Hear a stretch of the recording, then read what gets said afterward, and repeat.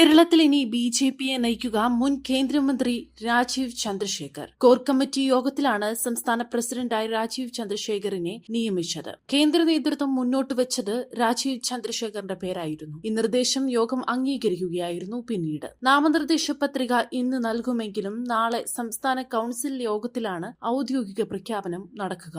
രാജീവിനെ കൂടാതെ T Ramesh, Shobha Surendran, V Muraleedharan എന്നിവരുടെ പേരുകളും സാധ്യതാ പട്ടികയിൽ ഉണ്ടായിരുന്നു. നിയമസഭാ തെരഞ്ഞെടുപ്പും തദ്ദേശ തെരഞ്ഞെടുപ്പും ഉടൻ നടക്കാനിരിക്കുന്ന സാഹചര്യത്തിൽ കെ സുരേന്ദ്രന്റെ അധ്യക്ഷ സ്ഥാനത്ത് തുടർന്നേക്കുമെന്നും പ്രചരിച്ചു.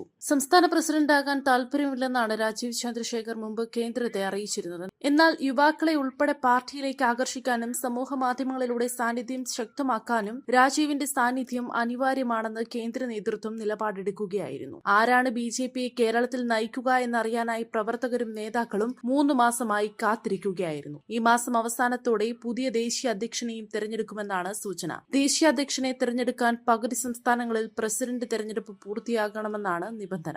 2 പതിറ്റാണ്ടിന്റെ രാഷ്ട്രീയ അനുഭവത്തോടെയാണ് രാജീവ് ചന്ദ്രശേഖർ ബിജെപിയുടെ സംസ്ഥാന അധ്യക്ഷനാകുന്നത്.